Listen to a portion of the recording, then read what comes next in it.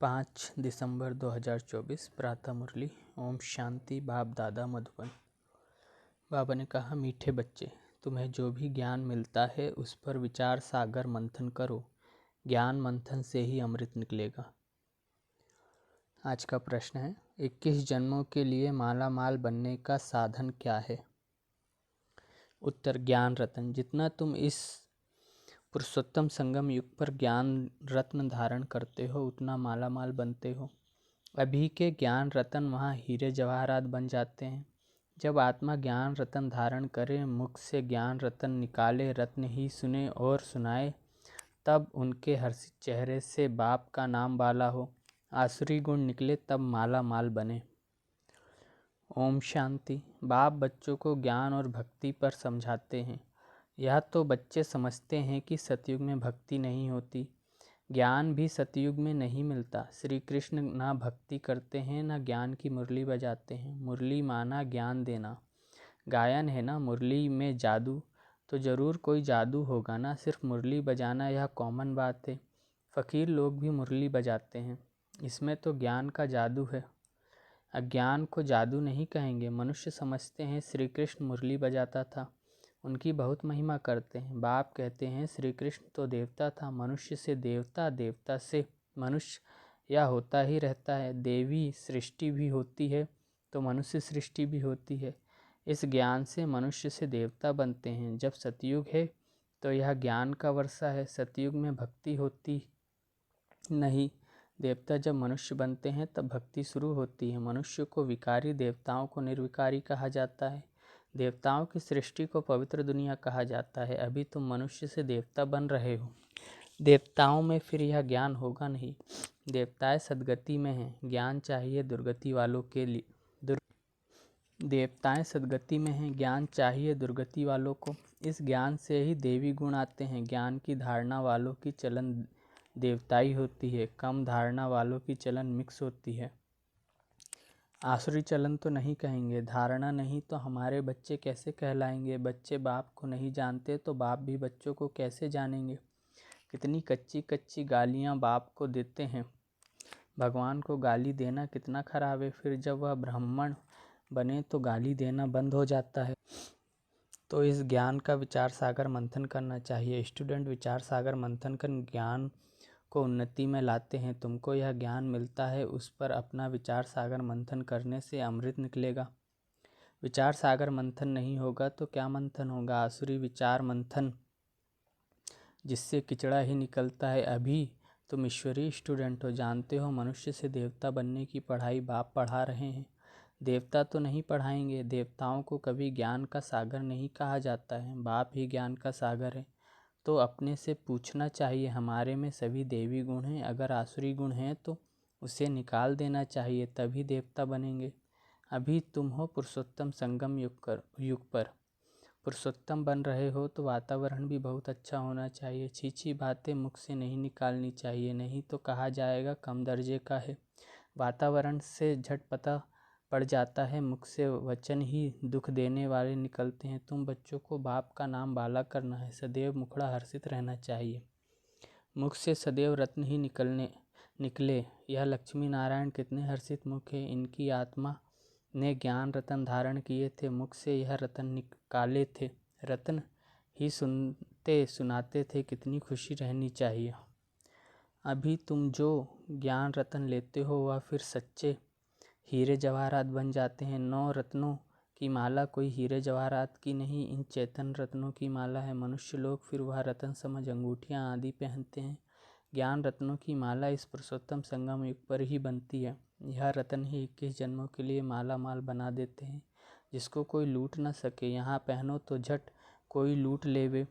तो अपने को बहुत बहुत समझदार बनाना है, आसुरी गुणों को निकालना है। आसुरी गुण वालों की शक्ल ही ऐसी हो जाती है, क्रोध में तो लाल तांबा मिसल हो जाते हैं। काम विकार वाले तो एकदम काले मुंह वाले बन जाते हैं।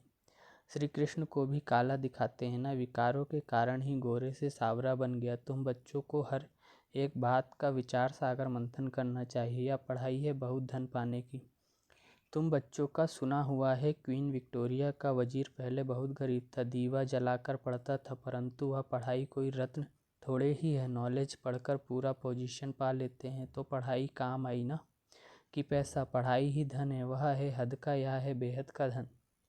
अभी तुम समझते हो बाप हमको पढ़ाकर विश्व का मालिक बना देते हैं। वहाँ तो धन कमाने के लिए पढ़ाई नहीं पढ़ेंगे, वहाँ तो अभी के पुरुषार्थ से अतिचार अथाह धन मिलता है। धन अविनाशी बन जाता है। देवताओं के पास बहुत धन था, फिर जब वाम मार्ग रावण राज्य में आते हैं तो भी कितना धन था, कितने मंदिर बनवाए। फिर बाद में मुसलमानों ने लूटा, कितने धनवान थे। आजकल की पढ़ाई से इतना धनवान नहीं बन सकते हैं। तो इस पढ़ाई से देखो मनुष्य क्या बन जाते हैं, गरीब से साहूकार। अभी भारत देखो कितना गरीब है। नाम के साहूकार भी जो हैं उनको तो फुर्सत ही नहीं। अपने धन पोजीशन का कितना अहंकार रहता है। इसमें अहंकार आदि मिट जाना चाहिए। हम आत्मा हैं, आत्मा के पास धन दौलत हीरे जवाहरात आदि कुछ भी नहीं है। बाप कहते हैं मीठे बच्चे, देह सहित देह के सभी संबंध छोड़ो। आत्मा शरीर छोड़ती है तो फिर साहूकारी आदि सब खत्म हो जाती है। फिर जब नए सिरे से पड़े धन कमाए तब धनवान बने, या तो दान पुण्य अच्छा किया होगा तो साहूकार के घर में जन्म लेंगे। कहते हैं यह पास्ट कर्मों का फल है। नॉलेज का दान दिया है, वह कॉलेज धर्मशाला आदि बनाई है तो उसका फल मिलता है, परंतु अल्पकाल के लिए। यह दान पुण्य आदि भी यहाँ किया जाता है, सतयुग में नहीं किया जाता। सतयुग में अच्छे ही कर्म होते हैं, क्योंकि अभी का वर्षा मिला हुआ है। वहाँ कोई भी कर्म विकर्म नहीं बनेगा, क्योंकि रावण ही नहीं। विकार में जाने से विकारी कर्म बन जाते हैं, विकार से विकर्म बनते हैं। स्वर्ग में विकर्म कोई होता नहीं, सारा मदार कर्मों पर है। यहाँ माया रावण अवगुणी बनाता है, बाप आकर सर्वगुण संपन्न बनाते हैं। राम वंशी और रावण वंशी की युद्ध चलती है। तुम राम के बच्चे हो, कितने अच्छे अच्छे बच्चे माया से हार खा लेते हैं। बाबा नाम नहीं बतलाते हैं, फिर भी उम्मीद रखते हैं। अधम ते अधम का उद्धार करना होता है, बाप को सारे विश्व का उद्धार करना है। रावण के राज्य में सभी अधम गति को पाए हुए हैं। बाप तो बचने और बचाने की युक्तियाँ रोज रोज समझाते रहते हैं, फिर भी गिरते हैं तो अधम ते अधम बन जाते हैं। वह फिर इतना चढ़ नहीं सकते, वह अधमपना अंदर खाता रहेगा। जैसे कहते हैं अंतकाल जो, उनकी बुद्धि में वह अधमपना ही याद आता रहेगा। तो बाप बैठ बच्चों को समझाते हैं, कल्प कल्प तुम ही सुनते हो सृष्टि का चक्र कैसे फिरता है। जानवर तो नहीं जानेंगे ना, तुम ही सुनते हो और समझते हो। मनुष्य तो मनुष्य ही है। इन लक्ष्मी नारायण को भी नाक कान आदि सभी हैं, फिर भी मनुष्य है ना, परंतु देवी गुण है इसलिए उन्हें देवता कहा जाता है। यह ऐसा देवता कैसे बनते हैं, फिर कैसे गिरते हैं, इस चक्र का तुम्हें ही पता है। जो विचार सागर मंथन करते रहेंगे उनको ही धारणा होगी। जो विचार सागर मंथन नहीं करते उन्हें बुद्धू कहेंगे। मुरली चलाने वाले का विचार सागर मंथन चलता रहेगा। इस टॉपिक पर यह समझाना है। उम्मीद रखी जाती है, अभी नहीं समझेंगे परंतु आगे चलकर ज़रूर समझेंगे। उम्मीद रखना माना सर्विस का शौक है, थकना नहीं है। भल कोई चढ़कर फिर अधम बना है, अगर आता है तो स्नेह से बिठाएंगे ना, वह कहेंगे चले जाओ। हाल चाल पूछना पड़े, इतने दिन कहाँ रहे, क्यों नहीं आए, कहेंगे ना माया से हार खा लिया। समझते भी हैं, ज्ञान बड़ा अच्छा है, स्मृति तो रहती है ना। भक्ति में तो हार जीत पाने की बात ही नहीं, यह नॉलेज है, इसे धारण करना है। तुम जब तक ब्राह्मण ना बने तब तक देवता ना बन सके। क्रिश्चियन बौद्धी पारसी आदि में ब्राह्मण थोड़े ही होते हैं, ब्राह्मण के बच्चे ब्राह्मण होते हैं। यह बातें अभी तुम समझते हो, तुम जानते हो। अल्फ को याद करना है, अल्फ को याद करने से बेबादशाही मिलती है। जब कोई मिले तो बोलो अल्फ अल्लाह को याद करो। अल्फ को ही ऊंच कहा जाता है। अंगुली से अल्फ तरफ इशारा करते हैं, सीधा ही सीधा अल्फ है। अल्फ को एक भी कहा जाता है, एक ही भगवान है, बाकी सभी हैं बच्चे। बाप को अल्फ कहा जाता है। बाप ज्ञान भी देते हैं, अपना बच्चा भी बनाते हैं। तो तुम बच्चों को कितनी खुशी रहना चाहिए। बाबा हमारी कितनी सेवा करते हैं, विश्व का मालिक बनाते हैं, फिर खुद उस पवित्र दुनिया में आते भी नहीं। पावन दुनिया में कोई उनको बुलाते ही नहीं, पतित दुनिया में ही बुलाते हैं। पावन दुनिया में आकर क्या करेंगे, उनका नाम ही है पतित पावन। तो पुरानी दुनिया को पावन दुनिया बनाना उनकी ड्यूटी है। बाप का नाम ही है शिव। बच्चों को शालिग्राम कहा जाता है, दोनों की पूजा होती है, परंतु पूजा करने वालों को कुछ भी पता नहीं, बस एक रस्म रिवाज बना दी है पूजा की। देवियों के भी फर्स्ट क्लास हीरे मोतियों के महल आदि बनाते हैं, पूजा करते हैं। वह तो मिट्टी का लिंग बनाया है, और तोड़ा। बनाने में मेहनत नहीं लगती है, देवियों को बनाने में मेहनत लगती है। उनकी शिव बाबा की पूजा में मेहनत नहीं लगती, मुफ्त में मिलता है। पत्थर पानी में घिस घिस कर गोल बन जाता है, पूरा अंडाकार बना देते हैं। कहते भी हैं अंडे में सलात्मा है जो ब्रह्म तत्व में रहती है, इसलिए उनको ब्रह्मांड कहते हैं। तुम ब्रह्मांड के और विश्व के भी मालिक बनते हो, तो पहले पहले समझानी देनी है एक बाप की। शिव को बाबा कह सभी याद करते हैं।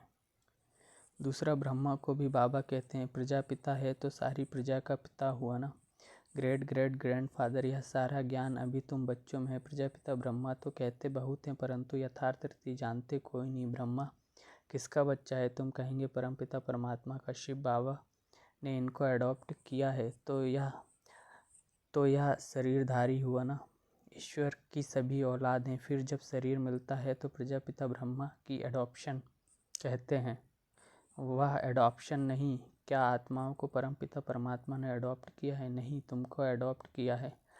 अभी तुम हो ब्रह्मा कुमार कुमारियाँ। शिव बाबा अडॉप्ट नहीं करते हैं। सभी आत्माएं अनादि अविनाशी हैं। सभी आत्माओं को अपना अपना शरीर, अपना अपना पार्ट मिला हुआ है जो बजाना ही है। यह पार्ट ही अनादि अविनाशी परंपरा से चला आता है, उनका आदि अंत नहीं कहा जाता। अच्छा, बाबा याद प्यार दे रहे हैं। मीठे मीठे सिकलधे बच्चों प्रति माता पिता बाप दादा का याद प्यार और गुड मॉर्निंग। रूहानी बाप की रूहानी बच्चों को नमस्ते। मुझ रूहानी बच्चे की रूहानी माता पिता मम्मा बाबा बाप दादा को याद प्यार, गुड मॉर्निंग और नमस्ते। शुक्रिया बाबा, शुक्रिया आपका पद्मा पदम गुणा। शुक्रिया जो आपने मुझे अपना बना लिया, आप समान बना दिया। वाह वाह वाह वाह, क्या से क्या बना दिया, मुस्कुराना सिखा दिया। धारणा के लिए मुख्य सार। पहला, अपनी साहूकारी पोजीशन आदि का अहंकार मिटा देना है। अविनाशी ज्ञान धन से स्वयं को माला माल बनाना है। सर्विस में कभी भी थकना नहीं है। दूसरा, वातावरण को अच्छा रखने के लिए मुख से सदैव रत्न निकालने हैं। दुख देने वाले बोल ना निकले, यह ध्यान रखना है। हर्षित मुख रहना है। वरदान, कैसे भी वायुमंडल में मन बुद्धि को सेकंड में एकाग्र करने वाले सर्वशक्ति संपन्न भव। विस्तार, बाप दादा ने सभी बच्चों को सर्वशक्तियाँ वर्षे में दी हैं। याद की शक्ति का अर्थ है मन बुद्धि, जो जहाँ लगाना चाहे वहाँ लग जाए। कैसे भी वायुमंडल के बीच अपने मन बुद्धि को सेकंड में एकाग्र कर लो। परिस्थितियाँ हलचल की हों, वायुमंडल तमोगुणी हो, माया अपना बनाने का प्रयत्न कर रही हो, फिर भी सेकंड में एकाग्र हो जाओ। ऐसी कंट्रोलिंग पावर हो, तब कहेंगे सर्वशक्ति संपन्न। स्लोगन, विश्व कल्याण की जिम्मेवारी और पवित्रता की लाइट का ताज पहनने वाले ही डबल ताजधारी बनते हैं। ओम शांति।